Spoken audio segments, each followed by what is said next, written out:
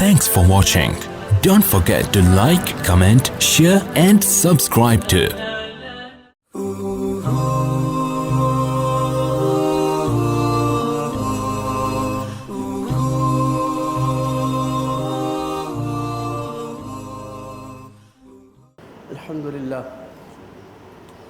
الحمد لله نحمده ونستعينه ونستغفره ونؤمن به ونتوكل عليه ونعوذ بالله من شرور أنفسنا ومن سيئات أعمالنا من يهده الله فلا مضل له ومن يضلل فلا هادي له ونشهد أن لا إله إلا الله وحده لا شريك له ونشهد أن سيدنا ومولانا محمدا عبده ورسوله أما بعد فأعوذ بالله من الشيطان الرجيم بسم الله الرحمن الرحيم لقد كان لكم في رسول الله أسوة حسنة صدق الله العظيم.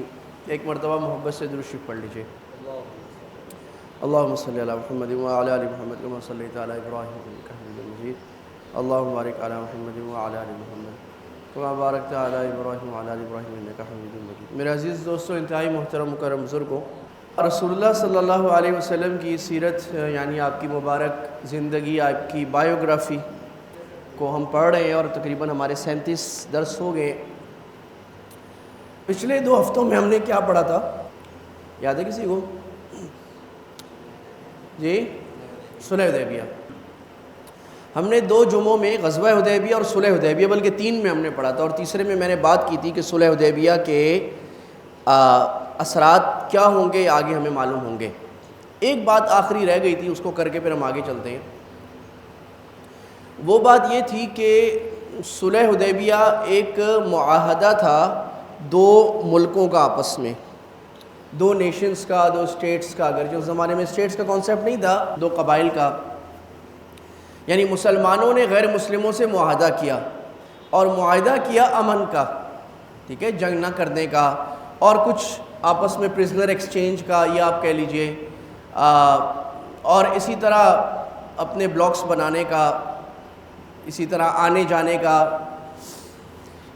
اس سے بنیادی طور پہ یہ بات سمجھ میں آ رہی ہے کہ کسی بھی مسلمان ملک کے لیے غیر مسلموں کے ساتھ کانٹریکٹس کرنا، ٹریٹیز کرنا، پیکٹس کرنا جائز ہے. اور اس میں بعض ایسے کام بھی کیے جا سکتے ہیں جو اس میں بظاہر یہ لگ رہا ہو کہ مسلمان دب گئے. یعنی کوئی ایسا معاہدہ کیا جا سکتا ہے جو بظاہر مسلمانوں کے حق میں بہتر نہ لگ رہا ہو، لیکن وہ کرنے کی اجازت ہے. اور اس میں زیادہ جو یعنی اب یہ کون فیصلہ کرے گا کہ یہ معاہدہ مسلمانوں کے لیے کرنا بہتر ہے نہیں بہتر؟ تو یہ شریعت نے حاکم پر چھوڑا ہے، رولر پر. آپ وزیر اعظم کہہ لیجئے، آپ صدر کہہ لیجئے، آپ چانسلر کہہ لیجئے، آپ بادشاہ کہہ لیجئے، جو بھی ریاست کا بڑا ہوگا اس کے اوپر چھوڑا ہے، اس کی دانش پر. اور اس کو یہ کہا ہے کہ تم نے اپنی شورا سے مشورہ کر کے یہ طے کرنا ہے کہ ملک کے لیے کیا حالات بہتر ہیں. کیونکہ یہاں وہ باتیں نہیں ہو رہی جس میں جائز کیا ہے ناجائز کیا ہے، بلکہ ایسے ہزاروں معاملات ہیں جو شریعت کے لحاظ سے جائز ہیں. اس میں پریفرنس اس بات کو دیکھنی کہ مسلمانوں کے لیے اس میں فائدہ ہے یا فائدہ نہیں ہے. تو حاکم اپنی شورا کے ساتھ، جیسے آج پارلیمنٹ ہے، کاؤنسل ہے، اس کے ساتھ مل کر یہ فیصلہ کرے گا اور طے کرے گا کہ اپنے ہمارے ملک کو، پاکستان کو یا مصر کو یا سعودیہ کو کیا معاہدات غیر مسلموں سے کرنے ہیں اور کیا نہیں کرنے، اور اس میں ہمارا فائدہ کیا، ہمارا نقصان کیا. کیونکہ برابر کرنا پڑتا ہے. یہ نہیں ہو سکتا آپ سارے ایسے معاہدے کریں اس میں 100% آپ کا فائدہ ہو، ایسا نہیں ہو سکتا. گیو اینڈ ٹیک ہوگا. یہ جو زمانہ آیا 400 سال سے، یہ نیشن سٹیٹس کا زمانہ ہے. جب دنیا میں نیشن سٹیٹس بنی، یعنی اس سے پہلے نیشن سٹیٹس نہیں بنتی تھی، اس سے پہلے امپائرز ہوتے تھے. نیشن سٹیٹس کا مطلب یہ ہوا کہ اپنی زبان، اپنی قوم، یا چند ایک کیسز میں اپنے مذہب کی بنیاد پر ایک ملک حاصل کرنا، جس ملک کی ایک آئیڈیالوجی ہو. یہ جب نیشن سٹیٹس بنی تو یہ بات سامنے آئی کہ اب دنیا میں اتنے زیادہ ملک ہو گئے. پہلے تو 4-5 امپائر تھے بڑے، اب جب دنیا میں اتنے زیادہ ملک ہو گئے، ابھی 200 سے اوپر ملک ہیں دنیا میں، تو یہ ملک آپس میں کیسے رہیں گے؟ کیا لڑائی کریں گے یا صلح کریں گے؟ تو اس سے یہ بات سمجھ میں آئی کہ ان کو آپس میں معاہدات کرنے ہوں گے. تو سب سے پہلی ٹریٹیز جو ہے وہ 1650 کی ہے، Vienna convention, law of treaties. اس میں یہ بتایا گیا تھا کہ کوئی ملک کسی دوسرے ملک سے اگر معاہدہ کرے گا تو دوسرے تمام ممالک اس کا احترام کریں گے اور وہ ملک بھی احترام کریں گے. لا آف ٹریٹیز. یہ بیس بنا آگے آ کے تمام معاہدات کرنے کے. اس کے بعد Paris 1 2 3, Geneva 1 2 3, Oslo packet, Austria packet, فلاں مختلف قسم کے ہزاروں سینکڑوں پیکٹس اور ٹریٹیز ہیں جس میں آج دنیا کے ممالک آپس میں بندھے ہوئے ہیں. پھر ریجنل سیٹ اپس ہیں جیسے EU کا اپنا ہے اور ہمارا اپنا سارک وغیرہ کا ہے, ہم آپس میں ممالک بندھے ہوئے ہیں. اس سارے کی اصل ہمیں کہاں سے ملتی ہے؟ صلح حدیبیہ سے, کہ یہ جائز ہے. مسئلہ یہ آتا ہے بعض دفعہ ایسے معاہدات کرنے پڑتے ہیں اسلامی ملکوں کو کہ جو بظاہر ایسا لگتا ہے کہ اسلامی ملک کے مفاد میں نہیں ہے.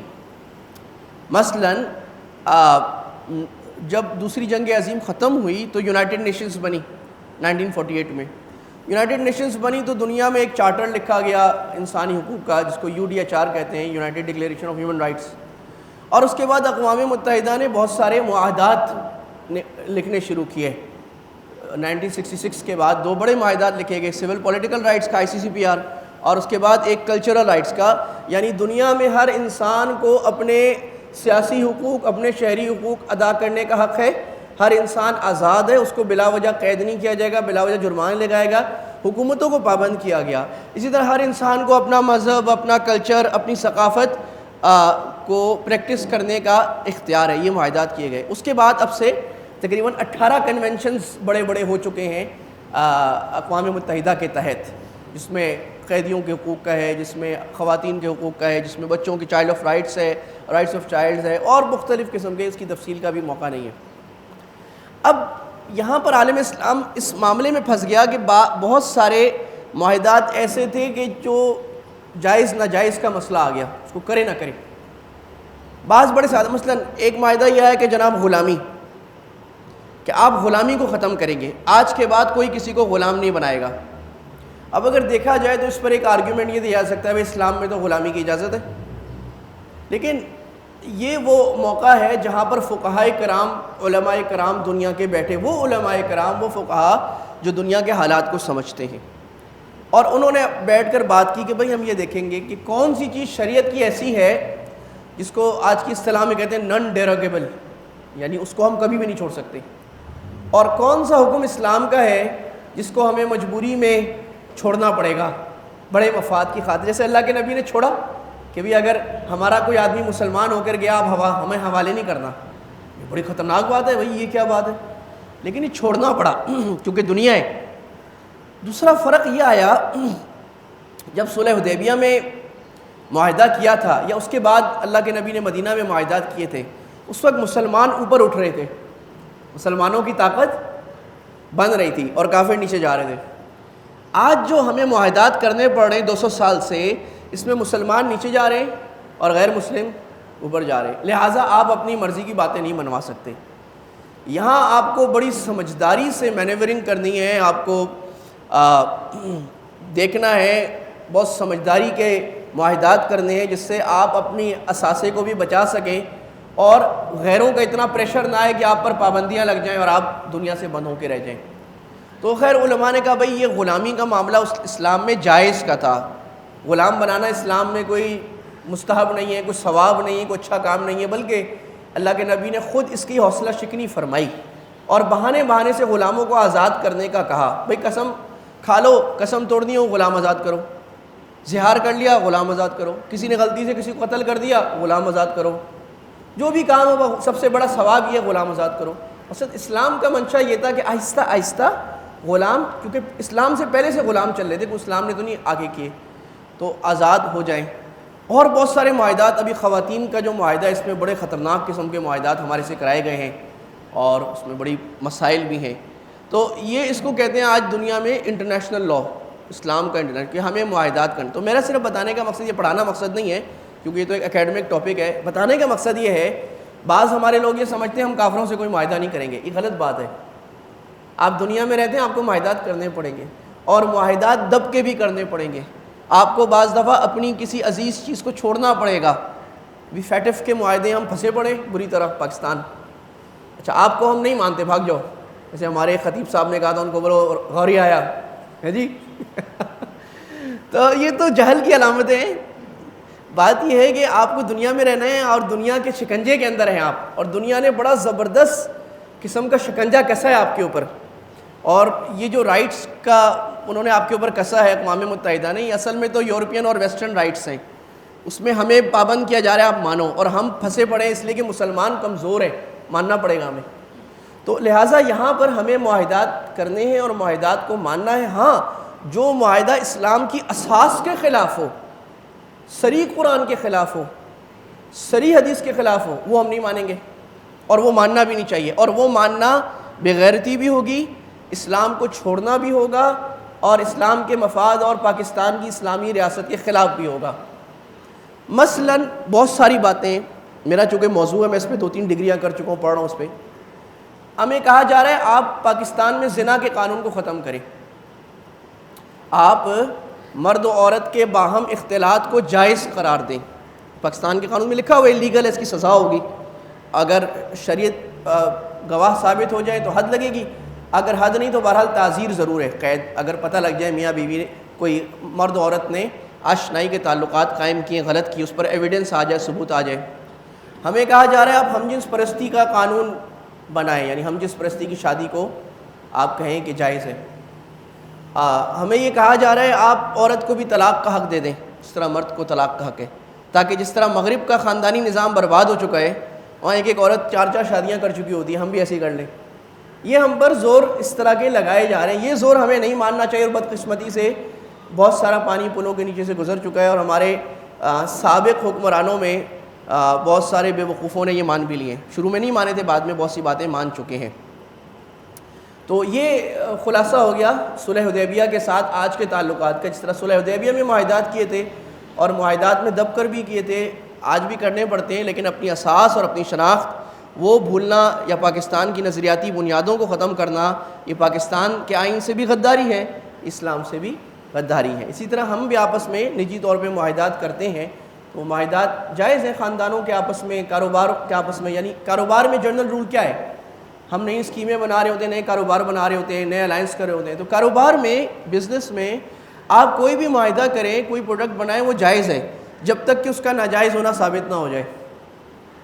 ہر نئی اسکیم جائز ہے جب تک کہ ناجائز ہونا. اور وہ جو کاروبار کے مفتیان کرام ہیں, ایک سمجھتے ہیں, ان سے آپ پوچھیں گے جناب میں یہ بزنس کرنے جا رہا ہوں, میں یہ کاروبار کرنے جا رہا ہوں, میں یہ پروڈکٹ لانچ کرنے جا رہا ہوں, آپ کا کیا خیال ہے, اس میں کوئی ناجائز بات تو نہیں ہے؟ تو اس سے آپ اس قسم کے سارے معاہدات کر سکتے ہیں. میں نے عرض کیا تھا کہ جب صلح حدیبیہ ہو گئی تو اللہ نے قرآن کی آیات نازل فرمائی تھی, انا فتحنا لک فتحا مبینا, اے میرے نبی ہم نے آپ کو بہت کھلی فتح عطا فرما دی. بعض صحابہ یہاں تک کہ حضرت عمر رضی اللہ تعالیٰ عنہ کو بھی پریشان ہوئے کہ یہ فتح کون سی ہے, ہم نے تو دب کے صلح کی ہے, ہم نے تو نیگوسیشنز میں ان کی باتیں مانی ہیں ساری, تو یہ کون سی فتح ہو گئی. تو ابو بکر صدیق رضی اللہ عنہ کا میں نے مقولہ سنایا تھا کہ اللہ اور اللہ کے نبی کے درمیان ایک راز تھا کہ صلح حدیبیہ کیسی فتح ہے, اور لوگ جلد بازی میں اس راز کو سمجھنے سے ناقص رہ گئے. اور میں نے اشارہ کیا تھا وہ فتح یہ تھی کہ جب آپ کا جنگ کا معاملہ ختم ہو گیا اور اپنے دشمن سے 10 سال کے لیے امن ہو گیا, تو اب آپ کی ریاست کے سارے کام جنگ کی بجائے کسی پروڈکٹیو کام میں لگیں گے. کیونکہ جنگ کسی بھی ملک کا مقصد نہیں ہوتا, کوئی ملک اس لیے نہیں بنتا کہ ہم جنگ کریں گے, بلکہ جنگ اپنے دفاع کے لیے ہوتا ہے, اور جتنا خطرناک دشمن اتنا دفاع مضبوط رکھا جاتا ہے. ہمارے لوگ کہتے ہیں کشمیر پہ حملہ کر دو, حملہ کر دو. بھائی جنگ کرنا کوئی اچھی بات نہیں ہوتی, حملہ کرنے کے بعد جو ہوگا, آپ تو آٹے کا دام 10 روپے بڑھ جائے آپ برداشت نہیں کرتے, شور کرتے ہیں. جنگ کے بعد جو تباہی آئے گی, جو بھوک آئے گی, اس کو برداشت کون کرے گا؟ اس سے اسلام کا مقصد جنگ کرنا نہیں ہے. یہ جہاد جتنا ہوا ہے یہ دعوت کے لیے تھا, دعوت کے راستے میں, اسلام کو پھیلنے کے راستے میں جہاں رکاوٹ آئی, جس نے ہٹ دھرمی کی, دشمنی دکھائی, اس سے جنگ کی گئی, اور وہ جہاد تھا اور اس کے فضائل سنائے گئے. اب موقع مل گیا کہ اسلامی ریاست جس مقصد کے لیے بنی تھی اس مقصد کو پورا کیا جائے. اور وہ کیا تھا؟ وہ اللہ کے نبی صلی اللہ علیہ وسلم نے اور صحابہ نے بار بار بتایا کہ انسانیت کو انسانوں کی غلامی سے نکال کر اللہ کی غلامی میں لانا, اور دنیا کو ایک اللہ کی محبت والے راستے میں لانا, اور دنیا کو اللہ کا راستہ دکھانا, اور محبت سے دنیا کو سمجھانا کہ تم دنیا میں کیوں آئے ہو, اور دنیا میں امن کا راستہ کیا ہے, اور دنیا میں اپنے مالک کو اور اپنی زندگی کو پورا صحیح کرنے کا راستہ کیا ہے, اور وہ دعوت ہے. تو دعوت کے لیے میدان کھلا ہو گیا۔ اس 2 سال میں 6 ہجری میں صلح حدیبیہ ہوئی ہے، 8 ہجری میں فتح مکہ ہوگا۔ تو اس 2 سال میں دعوت کیسے پھیل رہی ہے اور کہاں کہاں تک پھیل رہی ہے، اب ہم اس کو دیکھیں گے۔ اسی طرح یہ بات سمجھیے کہ جب اسلام مدینہ کی ریاست کو ایک حیثیت حاصل ہو گئی، کافروں نے بھی مان لیا ٹھیک ہے ہم نے آپ کو بطور ریاست بطور ملک کے تسلیم کر لیا ایک طاقت، تو اب مدینہ کی ریاست ریاستی طور پر دعوت دے سکتی تھی، یعنی ملک جو ہے حکومت کے طور پر کسی کو دعوت دے سکتا تھا، اور یہ اللہ کے نبی صلی اللہ علیہ وسلم نے کیا۔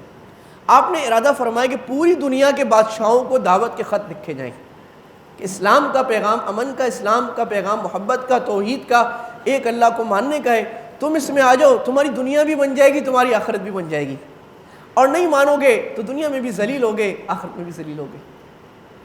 اور آپ نے 2-3 کام کیے خط لکھنے میں۔ ایک تو آپ کو معلوم ہوا کہ بادشاہ مہر کے بغیر خط قبول نہیں کرتے، اسٹیمپ ایک خاص لگتی ہے، تو آپ نے اپنی چاندی کی انگوٹھی بنوائی جس میں محمد رسول اللہ لکھا ہوا تھا، جو ہمیں نظر آتا ہے آپ صلی اللہ علیہ وسلم کا نقش مبارک، اس میں آپ کا نام اوپر تھا، پھر نیچے اس طرح تھا، اللہ کا نام اوپر لکھا گیا تھا، محمد رسول اللہ ایسے لکھا گیا تھا۔ اور نمبر 2، آپ نے ان صحابہ کو دیکھا جن کے اندر سفارت کاری کا تجربہ تھا، حکیم تھے، اب لڑائی کے لیے الگ لوگ ہوتے ہیں، صلح کے لیے الگ لوگ ہوتے ہیں، تو آپ نے وہ لوگ چنے جن کو بات کرنا، انداز گفتگو، ان کا ظاہری رکھ رکھاؤ، ان کے خاندان بڑے اعلیٰ خاندان، یعنی یہ تک دیکھا آپ نے، ان کی شکل بڑی خوبصورت، یہ بھی چناؤ کیا آپ نے کہ اب اسلام کے داعی وہ ہوں جو ہر لحاظ سے زبردست لوگ ہوں، بات کے لحاظ سے خوبصورت، شکل صورت کے۔ تو آپ نے مثلا حسان کو بھیجا، آپ نے اور صحابہ کو بھیجا جن کی شکل اللہ کے نبی کی طرح ملتی تھی۔ یہ آپ نے خیبر روانگی سے چند روز قبل قاصد روانہ فرمائے۔ پہلا خط قیصر روم کی جانب آپ نے دحیہ کلبی کے ہاتھ بھیجا۔ دحیہ کلبی اتنے خوبصورت تھے کہ حضرت جبریل جب انسانی شکل میں آتے تھے تو دحیہ کلبی کی شکل میں آتے تھے، تو آپ نے ان کو چنا، اور دنیا کی سب سے بڑی سلطنت اس میں جو تھی وہ روم کی سلطنت تھی، بیزنٹین امپائر، آپ نے وہاں ان کو بھیجا۔ یہاں سے یہ بھی پتہ لگ رہا ہے کہ اسلام کا مطلب یہ نہیں ہوتا آپ سارے کام نئے کریں، یا آپ غیر قوموں کا کوئی طریقہ نہیں لے سکتے۔ اب یہ مہر لگانا غیر قوموں کا طریقہ تھا، لیکن اللہ کے نبی نے اختیار فرمایا، کیونکہ دنیا کا ایک عادت تھی، عرف اور کسٹم تھا کہ مہر کے بغیر کوئی چیز قبول نہیں کی جاتی۔ غیر قوموں کا وہ طریقہ لینا حرام ہے جو عبادت ہو، یاد رکھیں، غیر قوموں کا وہ طریقہ لینا حرام ہے جو ان کی عبادت ہو، جو ان کی عبادت نہیں ہے، دنیا کے کسی مقصد کے لیے، کاروبار کے لیے، ٹیکنالوجی کے لیے ہے، وہ لینا نہ صرف جائز ہے بلکہ مستحب ہے وہ چیزیں۔ یعنی ہم عیسائیوں کی کوئی علامت نہیں لے سکتے، ہم یہود کی کوئی علامت نہیں لے سکتے، ہم ہندوؤں کی خاص علامت ٹیکا وغیرہ یہ نہیں لے سکتے، یہ لینا حرام ہے، لیکن ان کی جائز چیزوں کو لینا اس میں گنجائش بھی ہے اور لینا اچھا بھی ہے۔ جس طرح آج دنیا میں ملٹری کی چیزیں، ٹیکنالوجی کی لیجیے، میڈیسنس کی چیزیں، ساری دنیا آپس میں لیتی ہے، اس میں یہ کہنا کہ فلاں دوائی کافر ہے، فلاں مسلمان ہے، دوائی کافر مسلمان نہیں ہوتی، دوائی انسانوں کی بنائی ہوتی ہے، کوئی انسان بنا لے، پہلے ہم بناتے تھے تو وہ مسلمان ہو گئی تھی، اب ہم نے بنانا چھوڑ دیا، ہم اور کاموں میں لگ گئے تو دنیا نے بنانی شروع کر دی۔ پہلا خط جو آپ نے بھیجا، میں خط پڑھتا ہوں، آپ بسم اللہ الرحمن الرحیم، اللہ کے بندے اور اللہ کے رسول محمد کی جانب سے ہرقل روم بادشاہ کی طرف۔ اب آپ اس میں اس کے لقب کا بھی خیال، یہ نہیں کہہ رہے ہو کافر کی طرف، آپ کہہ رہے ہرقل روم عظیم بادشاہ کی طرف، اس کا احترام کر کے۔ پھر آپ فرما رہے سلام علی من اتبع الہدی، سلامتی ان تمام لوگوں پر جو ہدایت پر چلے۔ اب یہ نہیں کہہ سکتے السلام علیکہ کیونکہ مسلمان نہیں ہے، تو اچھا جملہ کہہ دیا، جو بھی ہدایت پر چلے اس پر اللہ کی سلامتی ہو۔ کہا اسلم تسلم، مسلمان ہو جاؤ سلامت رہو گے۔ اب اللہ کی جس طرح قرآن کی عادت ہے، قرآن کا انداز ہے کہ چھوٹی سی بات میں معنی کے دریا بہتے ہیں، ایک لفظ 1400 سال تک تشریح ہو رہی ہے قرآن کی، حدیث بھی ایسے ہی ہے قریب، کہ آپ تھوڑی سی بات کہتے تھے اس میں موتیوں کے ذخیرے چھپے ہوتے تھے۔ یہ کسی بھی عقلمند آدمی کی علامت ہے کہ جتنا عقلمند سمجھدار آدمی ہوگا وہ بات تھوڑی کرے گا، اس بات میں معنی زیادہ ہوگا، اور جتنا کم پڑھا لکھا آدمی ہوگا وہ زیادہ باتیں کرے گا، اس کا مفہوم تھوڑا سا نکلے گا۔ آپ نے فرمایا اگر تم نے اسلام لے آؤ سلامت رہو گے، اشارہ یہ کہ دنیا میں بھی سلامت رہو گے، آخرت میں بھی، اور اگر تم نے رخ پھیرا، اسلام نہیں لائی، تو اریسیوں کا گناہ بھی تم پر ہوگا۔ اریسی کون ہے؟ رعایا یا کسان، کیونکہ وہاں کسان تھے زیادہ، تو مطلب یہ تم پر تمہارا گناہ بھی ہوگا، اور جو تمہاری رعایا تمہاری وجہ سے مسلمان نہیں ہوگی ان کا بھی گناہ تم پر ہوگا۔ پھر آپ نے سورہ آل عمران کی آیت کی تلاوت کی، اور یہ آل عمران کی آیت دعوت کی بنیاد ہے، غیر مسلموں کو دعوت دینے کی بنیاد۔ اعوذ باللہ من الشیطان الرجیم، قل یا اہل الکتاب تعالوا الی کلمۃ سواء بیننا وبینکم الا نعبد الا اللہ ولا نشرک به شیئا ولا نتخذ بعضنا بعضا اربابا من دون اللہ فان تولوا فقولوا اشہدوا بأننا مسلمون۔ آپ نے فرمایا، قرآن کی آیت ہے، اے نبی کہہ دو ان سے اہل کتاب وہ بات مان لو جو ہمارے اور تمہارے درمیان یکساں ہے، ایک جیسی ہے۔ یعنی شروع ایسی بات سے نہیں کی جا رہی بات کہ جس میں جھگڑا ہو، بلکہ بات وہاں سے شروع کرنی ہے جہاں ملاپ ہو۔ بھئی ایک بات ایسی ہے جو تم بھی مانتے ہو، ہم بھی مانتے ہیں، تمہاری کتابوں میں بھی لکھی، تمہاری کتابوں میں لکھی، یکسانیت سے شروع کرنا۔ آپ کی بات کی ابتدا ایسی نہ ہو جس سے جھگڑا پڑ جائے۔ ہم میں اگر دیوبندی اہل حدیث مل جائیں تو ہمارے اندر 95% اشتراکی باتیں ہیں، 5% اختلافی بات، لیکن شروع ہم وہاں کرتے ہیں جہاں اختلاف ہو رہا ہو۔ کیوں بھائی؟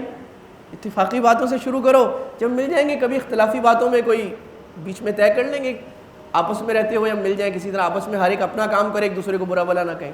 تو آپ عیسائی کو یہ کہہ رہے ہیں، یا اہل الکتاب، قرآن کہہ رہے ہیں آؤ ایسی بات کی طرف جو ہمارے اور تمہارے درمیان مشترک ہے، اور وہ یہ کہ ہم اللہ کے سوا کسی کی عبادت نہ کریں اور اللہ کے ساتھ کسی کو شریک نہ کریں، اور ہم میں سے کوئی اللہ کے علاوہ کسی کو اپنا کام بنانے والا نہ سمجھے، خدا نہ سمجھے۔ اور پھر اگر یہ لوگ اس کے باوجود نہ مانیں تو تم گواہ رہو کہ ہم اللہ کے فرما بردار ہیں۔ اس آیت میں ان کو یہ کہا گیا کہ مشترک بات، اصل میں آپ یہ کہیں گے کہ مشترک بات کیسے ہے؟ عیسائی تو عیسیٰ علیہ السلام کو اللہ کا بیٹا مانتے ہیں، اور یہاں یہ کہا جا رہا ہے اس مشترک بات کی طرف آ جاؤ کہ ہم میں سے کوئی اللہ کے علاوہ کسی کو خدا نہ بنائے، کسی کی عبادت نہ کرے۔ تو عیسائیوں کا تو دین اس پر تھا کہ وہ عیسیٰ علیہ السلام اور مریم یا حضرت جبریل روح القدس کی عبادت کرتے تھے۔ اس کا جواب یہ ہے کہ عیسائیوں کی کتاب میں ایسی کوئی بات نہیں لکھی ہوئی، اور اس زمانے میں انجیل میں ایسی کوئی بات نہیں لکھی ہوئی کہ عیسیٰ خدا ہے یا مریم خدا ہے یا روح القدس۔ اور اس زمانے میں جو عیسائی تھے اس میں ایک بڑی تعداد ایسی تھی جو انصاف پرست ابھی تک تھی، یعنی جو سینٹ پالز نے جو تحریفیں کی تھیں عیسائی دین میں، وہ بہت سارے لوگوں نے ابھی تک نہیں مانی تھیں۔ تو لہٰذا اللہ کے نبی کہہ رہے ہیں بھائی یہ بات قرآن میں بھی ہے اور انجیل میں بھی ہے کہ ہم سب اللہ کی بات، اچھا ابھی رسالت کی بات نہیں کر رہے آپ حکمت دیکھیں، آپ یہ نہیں کہہ رہے کہ مجھے نبی مان لو، آپ ابھی صرف توحید کی بات کر رہے ہیں۔ ایک مشترک بات مانیں گے، پھر دوسری، پھر ایک دوسری، پھر دوسری۔ یہ دعوت کا حکیمانہ انداز ہے، اور دعوت کا کیا دنیا میں ہر اچھے کام کا انداز ہے۔ آپ نے کسی سے بھی تعلق بنانا ہو، آپ مشترک بات کریں، اس سے محبت کی بات کریں، پھر آہستہ آہستہ جب آپ محبت دیں گے اس کو، وہ آپ کی وہ باتیں بھی ماننے لگ جائے گا جس میں اس کو اختلاف ہے۔ اگر آپ کا رویہ، آپ کا کردار، آپ کی بات کا انداز اور آپ کی بات کی قوت دلیل بڑی اچھی ہے، تو آپ نے فرمایا ابھی ایک اللہ کی عبادت کرو، اللہ کے علاوہ کسی کی بات نہیں مانتے، یہ بات مان لو۔ اچھا یہ جو آپ نے حضرت دہیہ کلبی کو بھیجا تھا، حضرت دہیہ کلبی کو آپ نے بھیجا، وہ پہلے پورے سفارتی چینل کو فالو کیا جو اس زمانے کا تھا۔ چنانچہ اس زمانے میں پہلے وہ شام گئے، شام کا ایک حاکم تھا، وہ ان کو لے کر پھر بیت المقدس لے گیا جہاں پر قیصر روم اس وقت سیزر جس کو کہتے ہیں وہ بیٹھا تھا، وہاں جا کے اس سے ملاقات کرائی، اس کو ہرقل کہتے ہیں۔ اچھا اب آگے ایک روایت ہے جو بخاری شریف کی پہلی حدیث ہے، بڑی دلچسپ ہے۔ جب قیصر کے پاس خط پہنچا تو وہ بہت سمجھدار تھا، اتنا بڑا بادشاہ تھا، پوری امپائر چلا رہا تھا، پورا یورپ، پورا شام اس کے ہاتھ میں تھا۔ تو اس نے کہا کہ پتہ کرو کہ یہاں پر کوئی مکہ والوں کا قافلہ آیا ہوا ہے، میں ان سے آزادانہ انکوائری کرنا چاہتا ہوں کہ یہ جو خط آیا ایک نئے آدمی کا، بڑا مضبوط خط ہے اور بڑے دلیری سے لکھا گیا ہے، ایک اتھارٹی سے لکھا گیا ہے کون، مجھے پتہ تو لگ جائے انکار یا اقرار کرنے سے پہلے۔ تو ان کو کہا جی ایک تجارتی قافلہ آیا ہوا ہے۔ اب وہ اتفاق سے ابو سفیان کا تجارتی قافلہ شام میں گیا ہوا تھا، کیونکہ قریش تجارت کرنے شام جاتے تھے، ان کو لے آیا گیا۔ تو قیصر نے کہا تم میں بڑا کون ہے؟ ابو سفیان نے کہا میں ہوں۔ کہا تم آگے کھڑے ہو جاؤ، باقی سب کو پیچھے کھڑا کر دیا، اور پیچھے والوں کو بولا کہ اگر یہ غلط کہے نا پیچھے سے اشارہ کر دینا، اور پیچھے اس لیے کھڑا کیا کہ اگر پیچھے کوئی ابو سفیان کی طرف غلط اشارہ کرے گا تو ابو سفیان کو تو نہیں پتہ لگے گا کس نے میری بات کو جھٹلایا ہے۔ اس طرح یہ حکمت کا انداز اپنا ہے. اب انہیں سوال کیے. انہوں نے پہلا سوال کیا کہ مجھے یہ بتاؤ کہ یہ جو نبی آیا تمہارے اندر, کوئی محمد جو نبی کہتے ہیں اپنے آپ سے کہا آیا ہے, انہوں نے کہا اچھا یہ بتاؤ اس کا نسب کیسا ہے؟ اس نے کہا بہت اونچے نسب والا ہے. اچھا. دوسرا سوال یہ کیا کہ تم میں سے پہلے عرب میں کسی نے نبوت کا دعویٰ کیا ہے قریش میں, مکہ والوں میں؟ تو کہا نہیں, ہم میں سے تو کسی نے کوئی نبوت کا دعویٰ نہیں کیا, نبی تو بنی اسرائیل میں آتے رہے, ہمارے نسل میں تو کوئی نبی آیا ہی نہیں بنو اسماعیل میں. کہا اچھا, کہا یہ بتاؤ اس محمد کے آباء و اجداد میں کوئی بادشاہ گزرا ہے؟ اس نے کہا نہیں, بادشاہ بھی نہیں گزرا. اچھا. کہا یہ بتاؤ کہ اس کی پیروی کرنے والے امیر لوگ ہیں یا غریب زیادہ ہیں؟ اس نے کہا کمزور لوگ زیادہ ہیں. یعنی امیر بھی تھے, عثمان بھی تھے رضی اللہ عنہ, لیکن زیادہ لوگ جو اللہ کے نبی کی ماننے والے تھے وہ غریب تھے. پانچواں سوال یہ کیا کہ محمد کے ماننے والے بڑھ رہے ہیں یا گھٹ رہے ہیں؟ کہا بڑھ رہے ہیں. اچھا. چھٹا سوال یہ کیا کہ ان میں کوئی مرتد تو نہیں ہوا, یعنی جو دین میں آتا ہے واپس تو نہیں جاتا؟ ابو سفیان نے کہا نہیں, واپس نہیں جاتا.